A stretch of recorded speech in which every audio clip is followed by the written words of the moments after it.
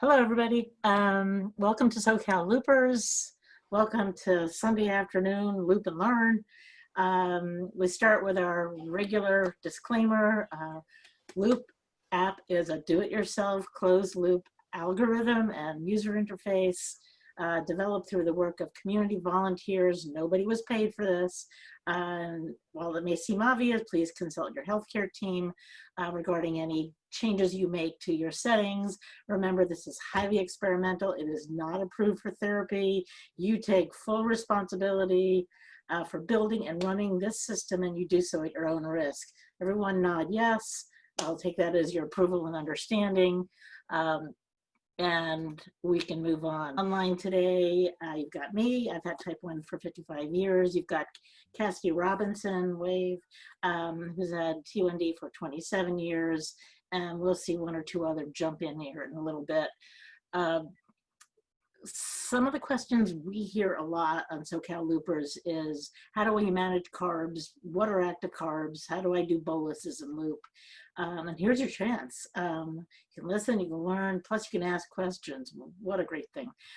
Today we have Dana Roseman, who is a certified diabetes care and education specialist. That's what they used to call CDCES. She's also a registered dietitian. She's a type 1 diabetic, and she is a looper. She's also very active, and at one point am I getting this right, was a competitive ice skater. So she not only knows about food and nutrition and loop, but she also is an exerciser. So if there are any leftover questions, feel free to ask. And I'm going to turn this over to Dana. Thank you so much for being here. Really appreciate it. All right. Thank you so much for having me. It is a rainy day here in Texas, so I'm very happy to be inside and talk about loop with you guys. Okay. So like I said, I'm happy to be here with you guys talking about loop, which is probably one of my favorite topics outside of my dogs and my children, not necessarily in that order. We will start talking strategies for successful looping and make sure that we have plenty of time to answer questions, because I know people definitely want to ask things that apply specifically to them. So we'll have plenty of time to do that. So I usually like to start with making sure everybody is comfortable with the graphs on their app. We definitely want to make sure that you feel comfortable with the settings a bit more after today, and then come away with some helpful tips and tricks. One thing like for people to know is what they're actually looking at with the graphs, and that glucose predictive line, and feeling comfortable about that, telling you where you were and where you're going, and understanding that it's taking into account your carbohydrates, how much insulin is rate of change of your glucose, how much insulin has been delivered, and then a retrospective correction. But specifically for today, we're going to talk about really those active carbohydrates and how to make your bolus strategy the best it can be for you. All right. Hello, everybody. I think we're in a safe place now. Okay, so starting take 3, I think. Thanks for sticking with us, everybody. We will definitely still have options for questions after this, and look forward to hearing from everybody. Okay, so really just wanted to make sure that everybody feels comfortable with what their dashboard looks like, regardless if you're using Omnipod or Medtronic. Want to make sure that you really understand the graphs and can use them to make good bolus decisions. Certainly that active carbohydrate line is what we're going to spend a lot of time talking about today. And hopefully you'll come away with some tips and tricks now that we are not going to get interrupted anymore.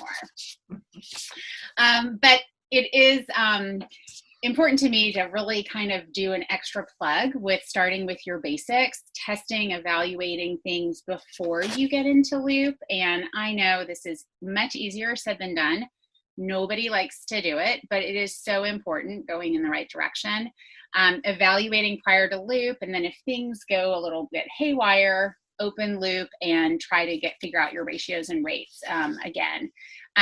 So basically, in a nutshell, if you are a carb counting genius, really won't help you if your foundation is faulty and it's hard to build something stable on top of that faulty foundation. So for example, your insulin sensitivity factor could be too aggressive, and then you might have a rocky time with lows. Or if your carb ratio is not accurate or aggressive enough, you may see some highs 3 to 4 hours, 5 hours sometimes after eating. So here we are with emojis, right? So fun. I love this. We'll get to it, but I did want to ask the group, before you even get to this part, have you used your pre-meal option? That's on the main dashboard with the clock with the dinner plate. That is a great way to get your target a bit lower before eating. The lower pre-meal correction range will stay active for an hour, or it'll turn off when you enter carbohydrates, or if you manually turn it off. Just helps you get into a little bit of a zone before you start eating. I actually use this a lot if I have kind of an annoying high that I need to work through. That can kind of help me push a little bit insulin to get me into my range. And then, of course, the big question is, what is the carb count that you're eating, right? That is the big question. Am I subtracting? I have a quick question on the pre-meal bolus. Yeah. You say you use it frequently. Are you just very aware of when you're going to eat, and you actually consciously think to put that on? I do. Well, I kind of eat all the time, but no, I use that. If I know I'm going out to dinner, I would certainly put it on. Maybe 30 minutes before I got in the car. I would be aware if I'm in my correction range or not, or really in that targeted range, and that can just help push a little insulin to get you lower, so that the spike isn't quite so high when you start eating. Okay. Did I answer your question? Yeah. Thanks. So, again, trying to factor in what are you going to consume, and, asking yourself the questions that you really asked before you started looping. Are you subtracting for your fiber? Are you subtracting for sugar alcohols? And it really is individual specific, and really goes back to what you were doing before loop as well. And then there's the next question. What are you eating? Is it fast? Is it slow? Is it medium? Those fast carbohydrates, so the lollipop icon is indicating that you're having a fast carb, and it's going to raise your blood sugar in about 30 minutes after eating. The medium taco is that mixed meal that has some protein and fat, and it's going to raise your blood sugar in about an hour, maybe a little bit longer. And then we've got those slow foods that are just going to linger around for much longer than we want them to. This can, high fat, high protein, really high carbohydrate meals as well. And these will last for hours. You may need to give a second bolus, a second correction to help bring that down. And then also you may try to avoid those spikes by adding grams of carbohydrates for protein, or really grams for protein and fat. And we'll talk about that in a couple of slides, because I know that's a big question people have. So I'm a visual learner. This just helps show me kind of, what I'm talking about is, it's not as much fun as the emojis, but this is the visual of what your absorption time looks like. Because, as they say, it's all about timing, and bolusing on loop is really no different. So your carbohydrates that are fast acting are going to zip your blood sugar up like a rocket ship, and then those fats are going to stay around much longer than we want them to. Okay, so what can we do to help prepare for those spikes? Because we got to eat, right? We use fast-acting insulin, but I think all of us know that it isn't all that fast. And so we do have to manipulate the timing of the insulin based on what we're eating. And we definitely want to use our best guesses on timing as much as possible. So the fast-acting carbohydrates, we do want to try to take insulin about 15 to 20 minutes before that meal. And we're going to have about a 2-hour absorption rate for that. This is stuff raises your blood sugar. It's fast-acting cereal. It's the white stuff, the white rice, white flour. It's, snack food, crackers. They're just kind of going to zip on into you. So we want to prepare for that by taking insulin a little bit ahead of time. Those mixed meals, we want to aim for 10 to 15 minutes before the meal. That's your high fiber, mix of protein and fat with carbs, kind of a majority of your meals. And then again, those slow pokes, that high fat, high protein meals, and again, those large meals, which have a significant amount of carbohydrates. Generally over 60 grams of carbs. I'm going to say that's a large meal with a large carb load is what I would call that. And they're just going to need a little bit extra diligence to help you prevent that spike in the first place. So, okay. I thought we were having more technical difficulties. That was not going to be fun. Okay, so this is a hot topic slide. As more people are eating lower carb, people are eating paleo, keto. This guideline is by no means the gospel when it comes for bolusing for protein and fat. It does need to be seen a little bit as an experiment with some trial and error within yourself. So much of diabetes in my mind is a little bit of art versus science, and that's kind of the thought process behind figuring out your high protein, high fat bolus. But with protein meals, you know, a big portion of, you know, if you have a high gram load of protein, around 30 to 50 grams, you're going to want to take about 50% of those protein grams. So the example I have here is you're having an egg. An egg is about 6 to 7 grams of protein. Generally, you'd want to split that in half. So maybe take about 3 grams worth of carb addition to your total carb bolus. And then for high fat meals, you're going to want to play with this a little bit. It depends on really how much fat you're having. But typically, if you look at a nutrition label and it has 30% of that meal is fat, doesn't matter what kind of fat, those healthy fats count too.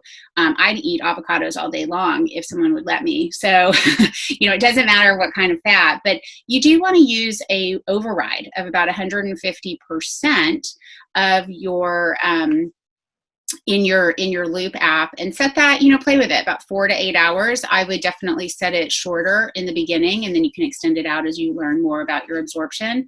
And you want to set this definitely after you take your initial meal bolus.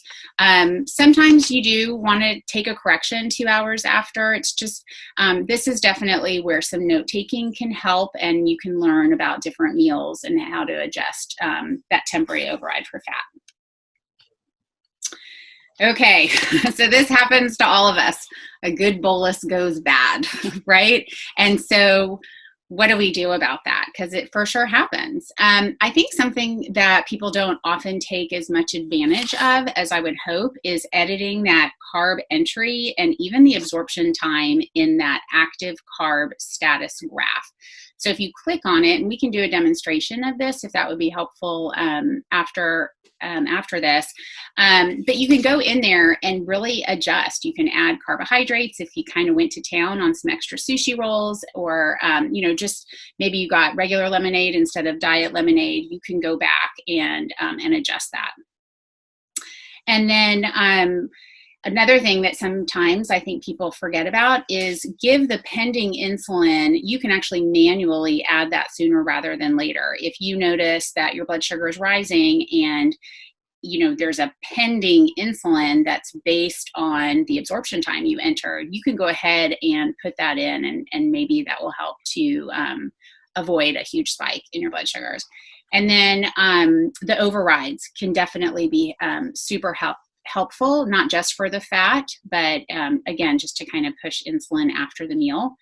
And then something that unfortunately doesn't change just because we're looping, we still have bad cannula sites, we have bad infusion sets, we've got bad insulin. And so definitely being mindful about that. Loop does not take away that worry, unfortunately. Okay, so I would love to get feedback from everybody about this, because just like we can have highs, the other side of the coin is we can have lows on Loop, right? And then what do you do about that? So I know there's a big debate, do we enter those carbs into the app or not? And I'm going to say a very clear answer that it depends.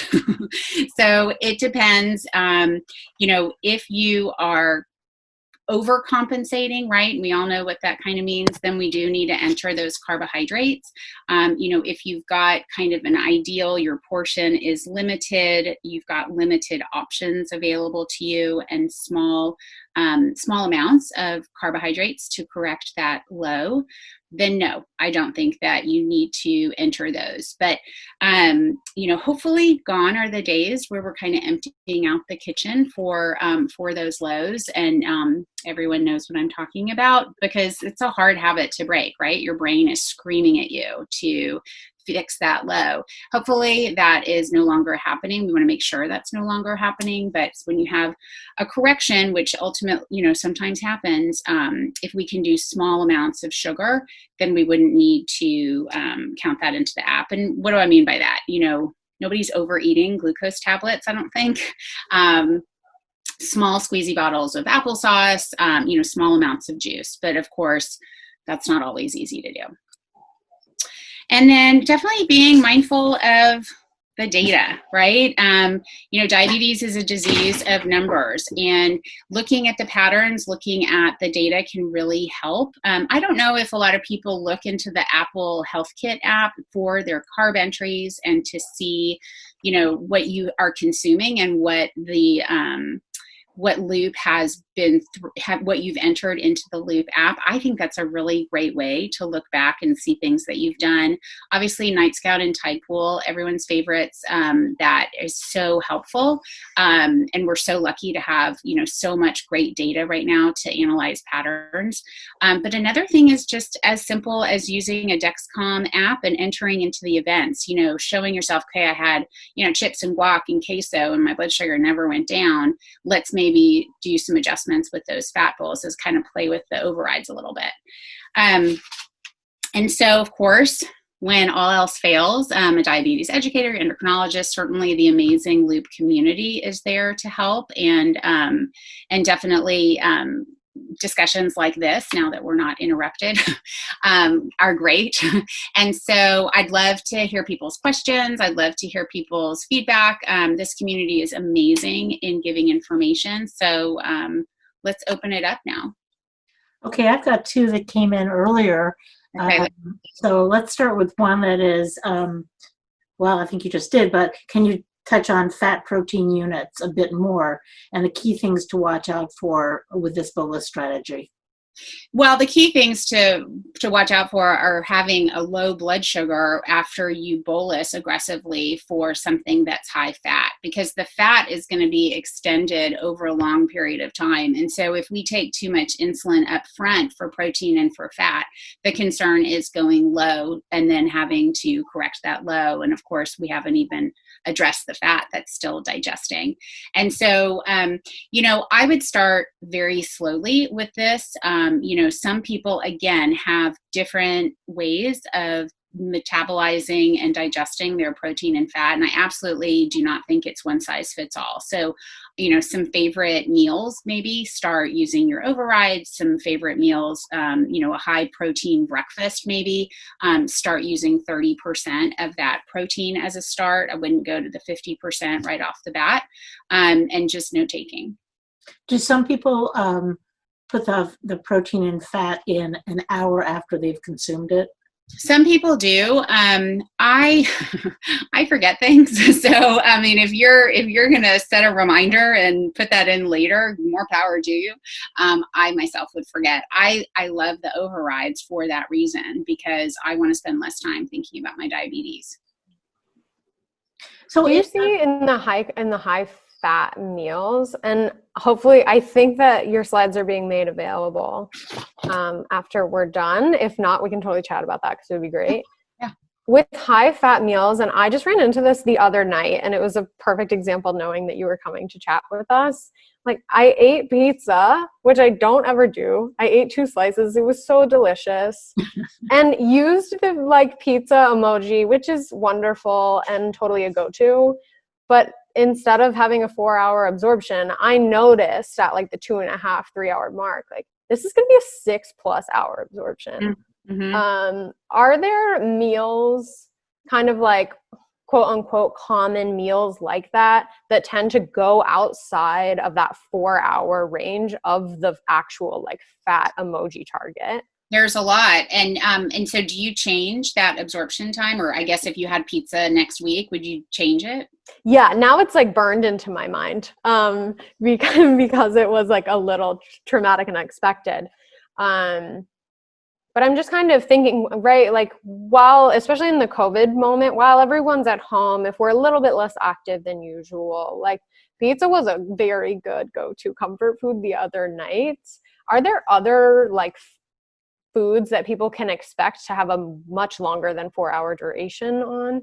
So I'm talking to you from Dallas, Texas, where Tex-Mex is king. And I mean, sitting down with chips and guac and some enchiladas, which I think that's what I'm going to have for dinner tonight, because that sounds really good.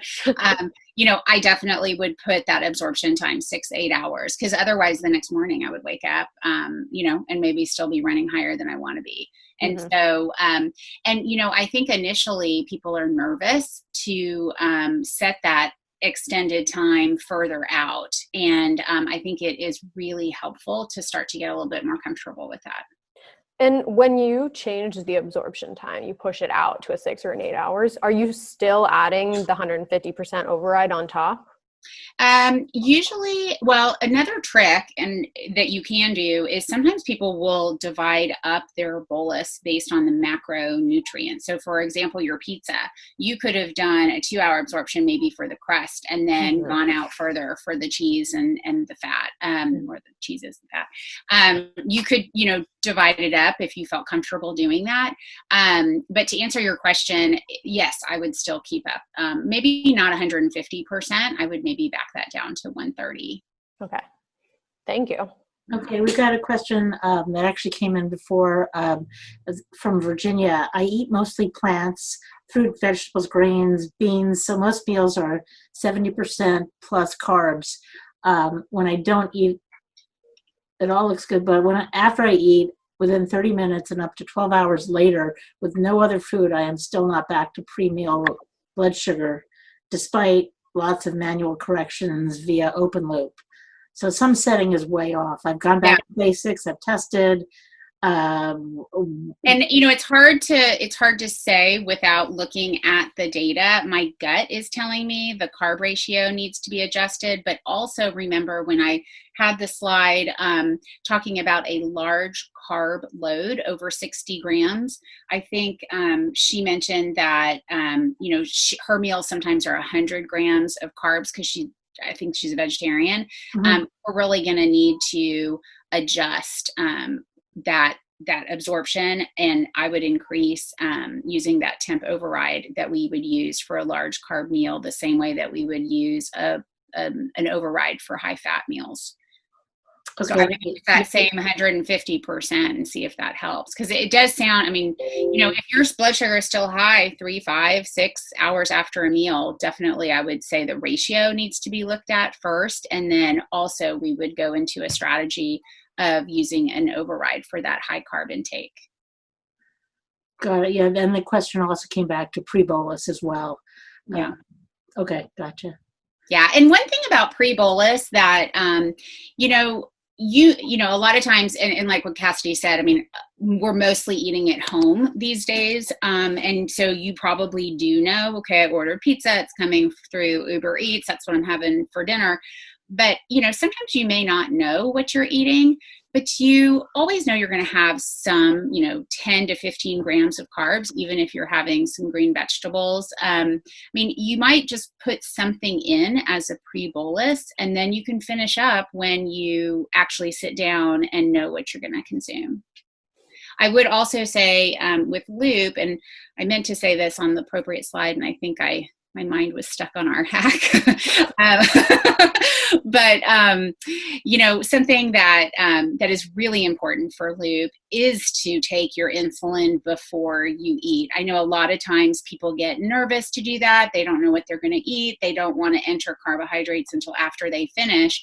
But then what happens in loop if you take insulin after your meal is that basal rates already started being pushed higher to compensate for the rate of change of your glucose. And so you're going to end up with a double dose of insulin if you enter a bolus after you eat. And I hope most people knew that. Okay, To circle on the pre-meal, and you may have said this and I may have missed it, when we're using the pre-meal target in loop, do you tend to start it like a specific time period before the meal, or do you start it when you're at a specific blood sugar? I sometimes wonder like, oh, maybe it would be more effective if I was starting this once my blood sugar it hits 150 and I know that I want to start coming down, or it's at 140, instead of saying, well, I'll just start at 30 minutes before a meal. So again, this goes into the art of diabetes, not the science of diabetes. You know, what are you going to eat? What's your activity level going to be? What is your pre-meal correction range? You know, making sure that works for you. And so, you know, my answer is kind of a non-answer of, you know, if your blood sugar is 180 and you know that you're about to meet friends for lunch, you know, someday we'll do that. You know, I would push that pre-meal, you know, as you're going towards that meal, you would definitely turn that on. You know, if you knew that you were going to go for a walk, you know, and be a little bit active after that meal, I maybe would choose not to. Mm-hmm. Okay, from Amanda, if you had an override, whoops, it jumped. Okay, if you had an override on, would you leave it on if you needed to do a correction in that time? Yeah, and so remember that override is not just your basal rate. Remember that override is incorporating adjustments percentage-wise to the carb ratio, your insulin sensitivity factor, and your basal rates. And so that's something that, you know, people get stuck in their pre-loop mentality that we're doing temp basals up and down. But with loop, we're not. We're getting kind of the whole kit and caboodle. And so, so I would do that. Yeah. Okay, interesting question from Jim. For carbs, do we need to factor in fiber or not? He's heard both ways. So, and he's right, because some people definitely subtract out their fiber and some people definitely do not. And so I did mention this is whatever you were doing pre-loop, I would stick with that. But if you are having, you know, all of a sudden you're really watching your fiber grams because you want that steady rise of your blood sugar and that ability for insulin to match the rise, you may start to subtract half of the fiber over 5 grams or more. So for example, if you have a high fiber food, you may not want to take out all of the fiber. I would start with 50% of that. Can you give us some examples of high fiber foods? Well, like, which food should we have our like eyes and ears open to this problem? Right. So, so my range for a high fiber food has 5 grams or more per serving. And that's for health and for diabetes management too. So something that has on the label that 5 grams or more in my mind is kind of that high fiber food. So examples, whole grains can be high fiber, but they're not always high fiber. Food manufacturers just have it going on. They really can be so confusing, and the labels really can make it hard. But a food these days can say high in fiber if it has more than 5 grams per serving. That's kind of packaged foods. Anything that is a grain that's close to its natural state, so quinoa, fruits and vegetables, you know, any seeded bread is going to have high fiber in it. I like to just give the visual that fiber is the part of the grain that number one, we don't digest as well as the inside of the grain. And so if you can put this little picture of my hand around, a lot of times that fiber has been stripped from food that tastes really yummy because our palates just like that easier to digest carbohydrate. And so looking for things that kind of look more whole grain, whole food approach is going to have more fiber. With the exception of, so fruits that you don't eat the peel. So the thing that comes to mind is really watermelon, melons in general, cantaloupe, honeydew. You don't eat that hard outside. So they are lower in fiber. Got it. With the exception of grapes, because we all know what grapes do to our blood sugars. Okay, from Anna, do you generally override Loop when it is not recommending a bolus at the start of a meal because it's projecting a low? So the way that I understand that question, and forgive me if I'm not understanding it proper, the way that it was intended, is that Loop is anticipating a low for whatever reason, and you're sitting down for a meal. Do I go ahead and enter something that I would do old style, old Loop, pre-Loop, right? That I would say I'm going to have an apple, so I'm going to put in 2 units of insulin? And the answer is no, I wouldn't. I hope that answered the question. Yes, then there's another string going on is about pre-bolusing and Loop. How's it different from pre-bolusing on a PDM? It just jumped again. So one thing I do want to say about that is, Loop is an insulin delivery system, but we are still using insulin that we call fast-acting insulin, but if my blood sugar is 300, I don't think it's all that fast, right? So I'm totally with you on that. Yeah. So we really do want to think about that insulin action time and how fast is that insulin going to work even in Loop. It's not going to work the second that you put in a marshmallow, right? We do need to pre-bolus for that yumminess. To kind of address, to go back to our chat with Gary in a small way, a psychosocial aspect of using Loop. I know what I've noticed in myself and what I've noticed in chatting with a handful of loopers, like SoCal loopers, is I used to be on top of my pre-bolus game because when I was like on MDI or just on a regular pump, because I saw the effect of not pre-bolusing was so drastic. And I feel like in the handful of years that I've been on Loop, my proclivity for pre-bolusing is diminished, like almost completely diminished. Same here. Yeah, I'm putting food in my mouth before I even remember I need to enter it into Loop sometimes. Is that something that you've, either like noticed in yourself, noticed in other users of Loop? And I don't know if we can like brain trust some solutions if that actually is a problem. Remember also, like, pre-Loop, maybe you had a pump that had mealtime bolus reminders, or maybe, you had a set mealtime, but part of the freedom of having Loop is that we do want to forget part of that brain drain, that decision fatigue, always of trying to focus on our diabetes and getting ahead of the spike. That's just such a stress.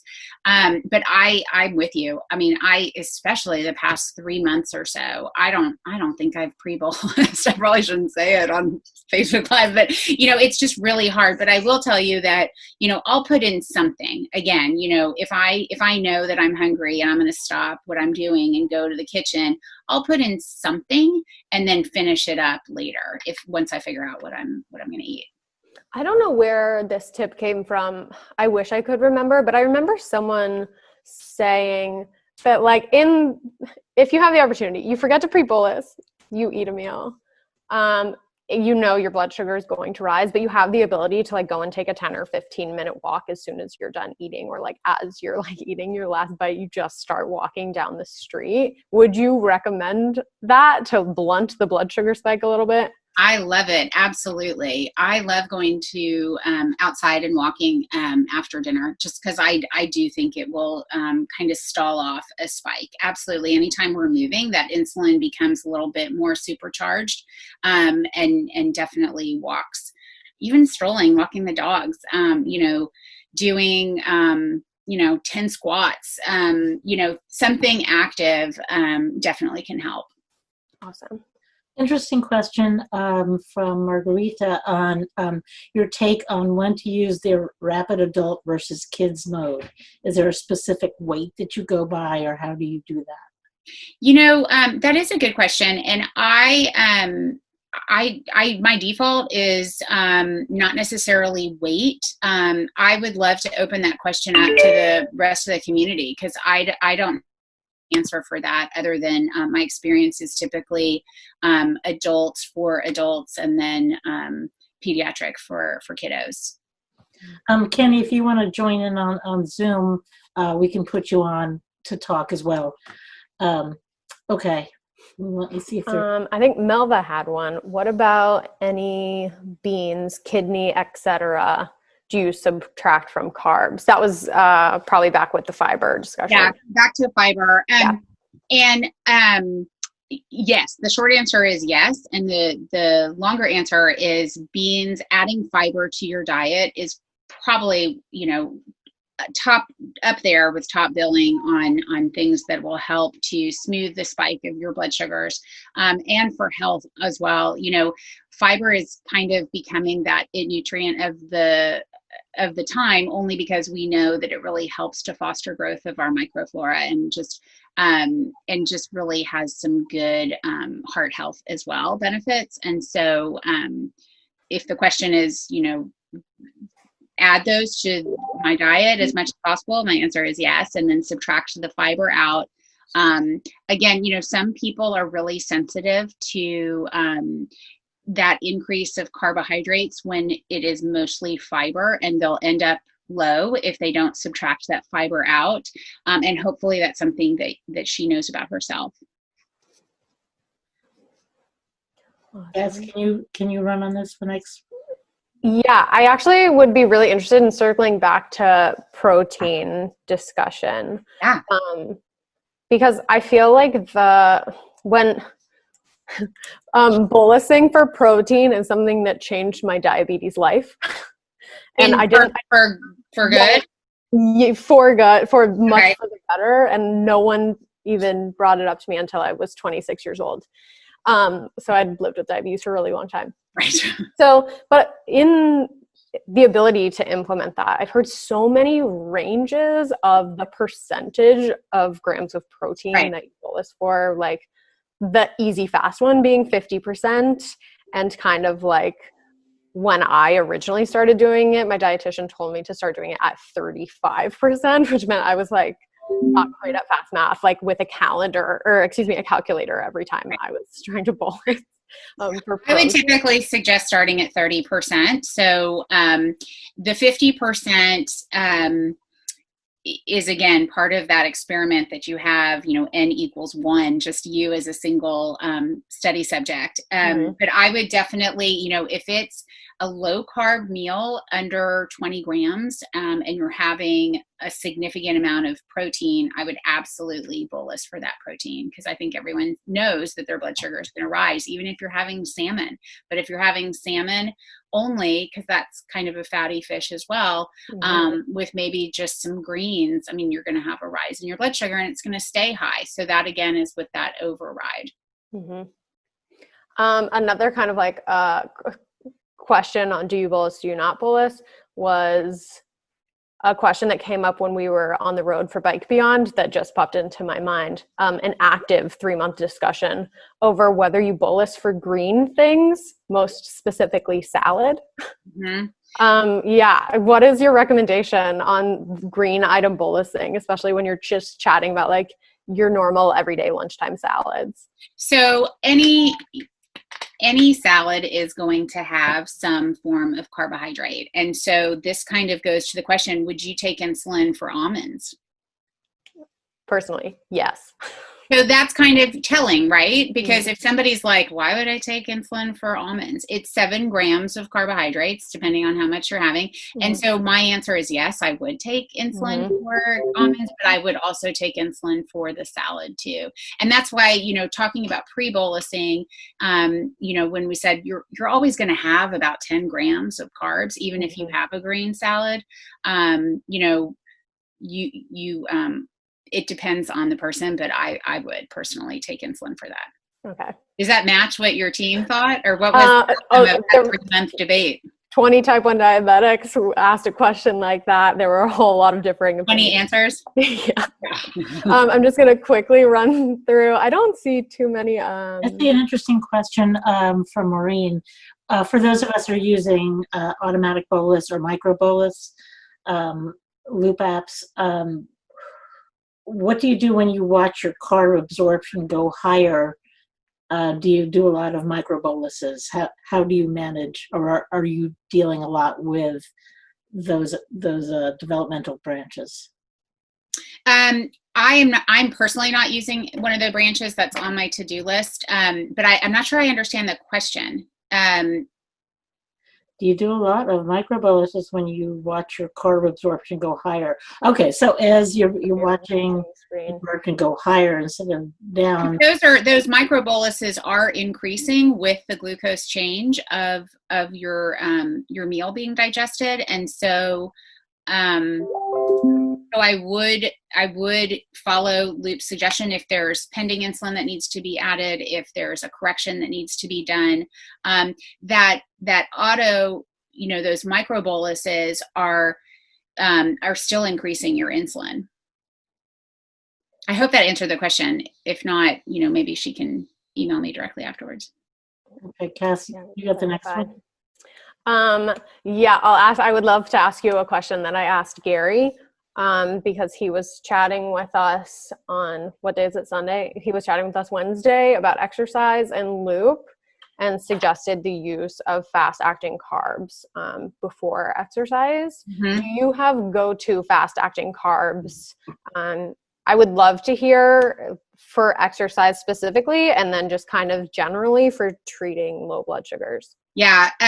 So I carry Mentos when I'm running. That's kind of my go-to for low blood sugars also. I have boxes of those because it's 3 grams per Mentos, and I don't particularly love them. So I'm not going to go ahead and eat the whole stick. I used to run with Skittles, but I really like those way too much. So, but I also will run, depending on how long, my activity is. I will carry the squeezy applesauce pouches. Those are really, I like those to treat lows. Not everybody feels like they're fast enough. They work well for me, and I don't tend to spike after those. But I don't like to eat a ton and then go have my activity. So personally, and everybody's different, if I can schedule my temporary override in plenty of time to have my blood sugars kind of naturally rise, that's my preferred. So if I know tomorrow morning I'm going to wake up early and go run, I'll set that temporary override the night before so that I have plenty of time to back off my insulin. But, a lot of times people are super duper sensitive to starting their activity, and they have to have 15 grams for about 30 minutes of activity at a minimum. 15 grams per 30 minutes of activity. Yeah. It's a good place to start. Mm-hmm. And then, adjust depending on the intensity level of your activity. And of course, if you're doing resistance training, you're not going to need sugar. I mean, my blood sugar will spike if I do weights. And so, doing the weights first and then going for a run can be kind of a natural way to raise my blood sugars before I go do that cardio. Great idea. Okay, Laura asked in the chat, what in Loop is the equivalent function of splitting a bolus? As an example, her son had milkshakes down with the 60-40 split and wouldn't spike. Yeah. So what is going to be the way that we go about processing that in Loop, those mixed meals? So you're going to want to give some up front, right? And then the rest on that temporary override. And hopefully, where did my phone go? So on your temporary override, you're going to have some exercise, some meal, high fat override, maybe sick, maybe, or an illness override. There could be a milkshake override, and that you take some insulin, to match that 60-40 split that you used to do, take a bolus and then have that extended over 2 hours or 3 hours or 4 hours or whatever worked pre-loop. Mm-hmm. But there's not an equivalent of, there's not really an equivalent depending on which pump you had. Okay. So, Dana, meet Kenny. Kenny's, you've probably seen him on as well, and he does a lot of work with kids. And when you mentioned about what help is out there, I invited him to jump into the loop. Great. So there you go. Hi. Specifically, we were talking about the algorithm, right? That was the question. Yeah, like the you mentioned using an override, for example. From what I understand, the override doesn't apply stronger carb ratio to only applies stronger carb ratios to carbs that were entered at the time the override was active. So if you set it after you start eating, it's not going to change your carb ratio, but it will impact probably negatively how carbs are seen, since the ISF will have been changed, right? Maybe made stronger. And then when the ISF's lower, you see loop sees carbs sooner. So it could see your meal a lot faster than maybe it should. So you got to be careful with using an override if you start it after your carb entry. You may just want to delete your carb entry and start it now or something if you're going to start an override. So that was for fat, which we didn't have a carb entry. Yeah, thank you. If it's just fat, yeah. The 4 hour, the one you just said, the milkshake, the 60 right. works great, because a 4 hour entry is about 60% up front, and then 40% loop will apply over the rest of the meal. So I would think the 4 hour would work, like you said. Yeah, thank you. Okay, a question for how would you bolus? Your original question was 1,100 calories. I would say run to the hospital, but she meant 100 grams of carbs for bananas, potatoes. Or bananas or potatoes. I'm now bolusing for sugar content of carb at 1 hour with balance of carbs at 2 hours. When do I put in the override and for how long, and when do I enter that in loop? So if you're having 100 grams of carbs, if I'm understanding that division, I would do the override after you have that bolus completed for the initial potato or banana.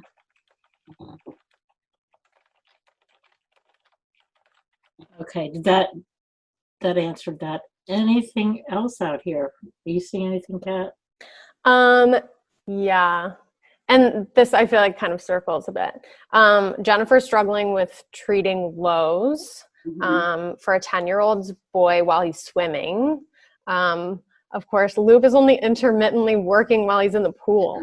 Yeah. Any suggestions on how to handle that scenario? Yeah, I mean, I like those lows can be really hard. And so having, again, a temporary override that is setting your correction range a little bit higher so that we don't have such an aggressive insulin sensitivity factor, so that, those lows and then highs and lows, it's just, first of all, it feels horrible, but we definitely want to smooth those out. And so, if he's swimming, my assumption is he may already have an exercise override. If he doesn't, I would use that for sure. And then if we start on that rocky road of rebounds with the lows, I would set a higher override to help with that. Would you set the override just to adjust the target blood sugar up and to not adjust basal? No, I would. When I was swimming in tri training, I needed that same insulin rate. I just would totally plummet if I was like shooting for like my regular 100. No, well, this is just to combat those kind of rebounds and the lows. I mean, if he was a swimmer or training, we would adjust that to lower. Okay, from Ashley, interesting question. Have you had much luck using super bolus methods instead of pre-bolus? I'm terrible at pre-bolus and try to make super bolus work, but not great at getting that to work either. We used to do that a lot with traditional pumps. With loop, I don't have experience doing it because I don't think you need to quite as much. So that do it a lot. Yeah. Okay. Then. Yeah. The nice thing is about super bolusing with Loop is that you don't have to think about it. So you just give the extra insulin, and Loop's like, hey, you got too much, so I'm going to pull the basal back. So you don't get, it doesn't work quite as well, because then sometimes the people with super bolus, they'll give extra up front and let their basal run for a little while, and then remember to turn it off later for like an equivalent amount of time for how much they gave. So if their basal rate's a half unit an hour and you gave 2 units or a 1 unit extra up front, you'll need to turn off your basal for 2 hours at some point. So some people will do it later in the meal if they remember. With Loop, it's going to happen right as you give that extra insulin. It's going to be like, hey, you got too much, so I'm going to turn it off now. So the super bolus is a little bit less effective, but it does work. You just have to know that you're telling Loop to turn the basal off and not get mad about it. You're making that trade, and Loop's, you're telling Loop when you want to make that trade. Right. Can you guys define what a super bolus is? Like a more insulin than you need for your food up front. So if you follow your carb ratio, right, give the amount of insulin you're supposed to have, but you want to do more than that to stop a spike because you're not pre-bolusing. So you overload the bolus essentially. And the general rule is, 1 to 3 hours of your basal equivalent as part of that bolus, and you have to turn off your basal at some point later. So it's like cashing in on a future basal, but you want it now, right? So you're pulling it forward to right now, and you got to turn it off later to prevent the low. And Loop will do that for you all the time. Some people don't like it because it turns the basal off when it's not why they don't want it off. But that's really what you're asking Loop to do, unless you fix the carb entry. You fix whatever's causing the high. If you don't fix it, it's just turning the basal off. But sometimes you do it on purpose. I mean, I did it this morning. Tessa had 150 grams of, pancakes and syrup and things from a place down the street. So, but we didn't pre-bolus for it. So I just laid it on thick, That makes sense. Okay. Thanks for defining, because Julie and I did not know that. Oh, yeah. All right, from Laura. What in Loop is the equivalent function of splitting a bolus? Like 60-40, for example. My son had milkshakes. We did address this one already. Okay, sorry. Seemed really interesting. I guess it is. Okay, for older folks like me, that I'm reading Jim's, but not food. I've recently seen post-meal long increases with a plateau and slow decrease, more like the continental divide curve rather than regular up and down. A walk immediately fixes that. Is that increased insulin resistance? I do eat a lot of fresh foods, or is it slow digestion, or is it any one of those things? It could be a combination for sure. And one thing that I hear a lot is at a certain point, someone will complain, my highs are lingering too long, the insulin's not being absorbed as well. But then the reverse is true. The sugar to treat my low is not working as fast as it once did. And it can be a combination. It can also be medications. It could be change in activity. It could definitely be a lot of other things. And it doesn't necessarily mean it's permanent. It could be, we're not as active right now because we're staying at home. So we're missing our exercise program that helped us be more sensitive to our insulin, things like that. Just, it's hard to just give one answer, but it's definitely a phenomenon that people will comment about a lot. Okay, we'll take 1 or 2 more questions, and then we'll close out. So if you have anything out there or things that are confusing to you, jump in. This is the best spot to do it, and you'll also be able to access Dana after. She's a member of SoCal Loopers, and so is Kenny. So anything else we're seeing? Looking through my own notes from what you already said, because I know it's going to take people a minute to ask questions. Like you addressed all of these things already that I had. Yeah, I mean, I'm still early days, or my wife's grandmother looping, but digestion is definitely slower. Like the last question, I don't know if do I have permission to share? I don't. So Tessa and Grandma had the same meal with the same kind of minimal pre-bolus yesterday. And it was very, very different, right? Hers is just a slow climb, maybe 40 points, 50 points over like 4 or 5 hours. And Tessa's is, we didn't pre-bolus enough, so she shot to 200 in like 45 minutes. And then I over bolused and crashed it down, and then she went to sleep and she shot right back up again. So, it's much more dramatic when the age is different. So it can be slower digestion or just general insulin resistance to that last question. We're still But first of all, how fantastic that they're doing it together. I love that.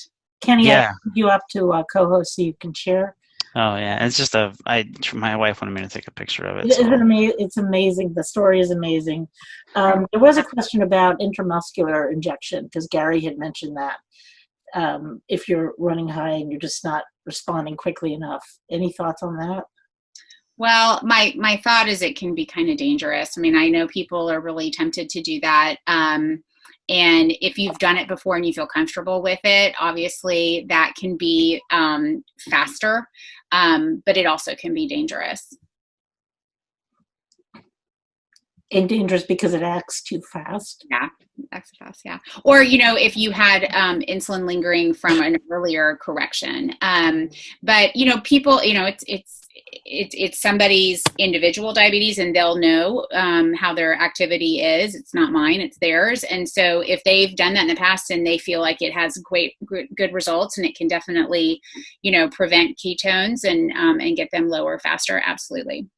So does that also apply in how you look at Afrezza? Yeah.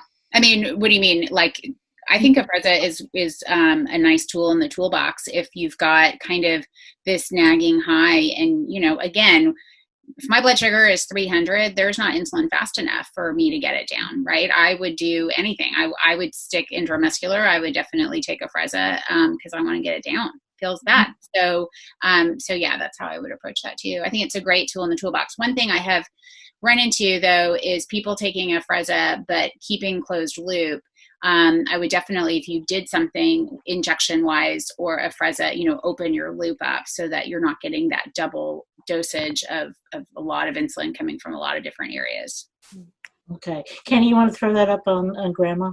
I think this is such an extraordinary story. If you haven't read about it. Yeah, I'll throw it back up. Kenny's wife's grandmother is living with him and she's 93, and he just started her on CGM and now loop.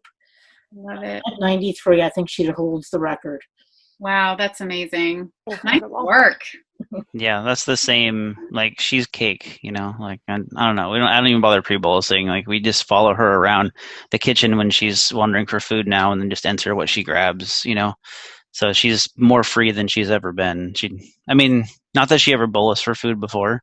She just did her long actings on both ends of the day, and just kind of rode out the rest of the day. But we started doing meal boluses with Humalog, like actually bolusing at every meal, going to a good normal regimen. And she was like, this is kind of annoying. So then with Loop, we just kind of just look at what she's eating, or even as long as she sort of remembers. It's hard when she doesn't remember what she ate. That's what got us yesterday. The red on the graph there, you can see. But she had a half a donut, not a bite of a donut. There was a very big disparity in terms of how much she had. So we missed by a good 30 carbs.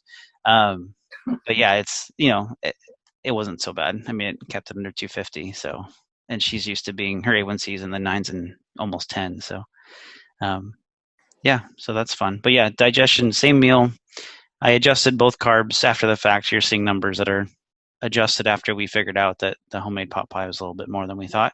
But I adjusted them probably right around the same time. So it's very different. I had to tackle Tessa first and Grandma later. So there you go. Tessa, by the way, Dana is 7 years old, so he's got the range in the house. Yeah, for sure. Quite a range.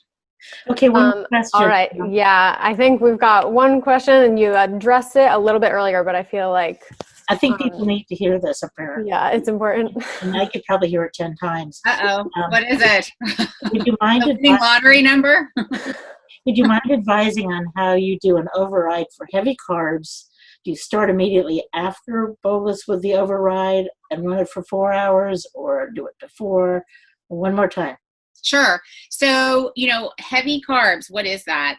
Generally, it's a either over 60 grams, 50, 60, or if you're having significantly low carb with, a high protein, a high fat, you're going to want to do some sort of override as well. And so you always want to take your bolus for your carbohydrates first, and then extend out that override. For Tex-Mex, I think I said, I'll do 6-8 hours. Maybe for that milkshake that we talked about, you do for about 4 hours. And then really start with 4 to 6 hours and go from there. And take screenshots, take screenshots of your app and maybe, label it. And that way you can kind of learn from it.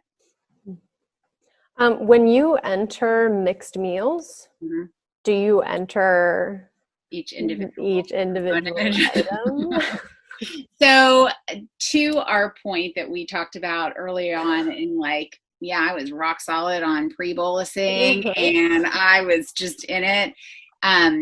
I used to be on it as well in terms of dividing up my nutrients. And I'm not going to say that the past couple of months have been the best for habits. I don't think anyone should be expected to hit the best in the last couple of months. Right. So I currently have not been doing that, but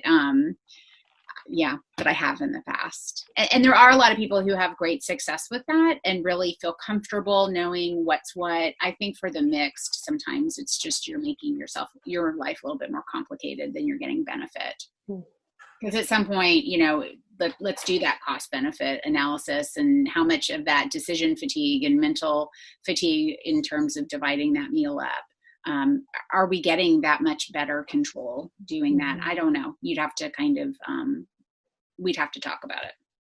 Yeah, I haven't seen a big difference switching to doing it all at once. I've kind of been doing single entries the last few months and having better luck adding fat and protein or adding protein in and making the absorption longer. We only do lots of mixed when it's easier to count, right? Mm-hmm. Oh, I know that thing's 5, and so I put it in. I know that thing's 10. So it's like my calculator at that point. But if you're not really sure, like if you just swag the whole meal, then whatever's easier on your brain, as far as I can tell, is not a big difference either way. Right.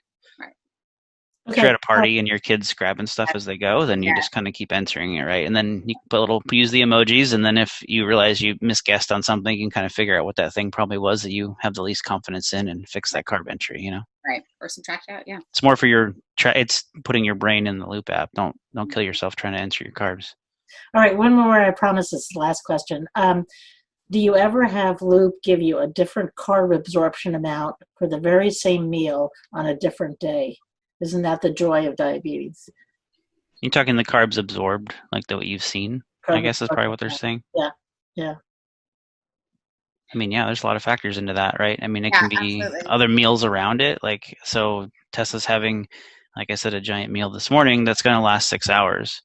And so that carb entry is going to be active, overlapping. Its window of activity is about 6 hours. But if she eats something, what she did, at like 3 hours into that meal, now that meal is also active. And as Loop sees the carbs coming in, it's kind of just doling them out to the active carb entries, kind of balancing how many it sees. If it sees 5 or 6, that's going to put 3 here and 3 there to each entry. So things can look different because the carb entries affect each other. I just did this with someone last night where they probably shorted their breakfast and didn't make it long enough for their kid.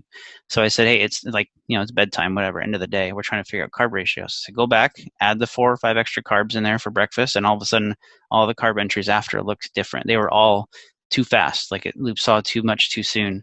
So when you add breakfast, all of a sudden the rest of them looked a little more like they should have. So when carb windows, the absorption windows overlap with each other, they can affect each other. So what's different is more likely that than anything else. If you're able to have a meal and let the carb entry finish, it's beautiful. We've gotten that a few times now being locked at home, where like this pancake breakfast she's had before from this place down the street, she actually didn't eat until dinner. So I got to watch the whole thing play out. Or we had Chinese food the other day for the first time I got to watch it play out with no other food. She didn't eat anything until dinner.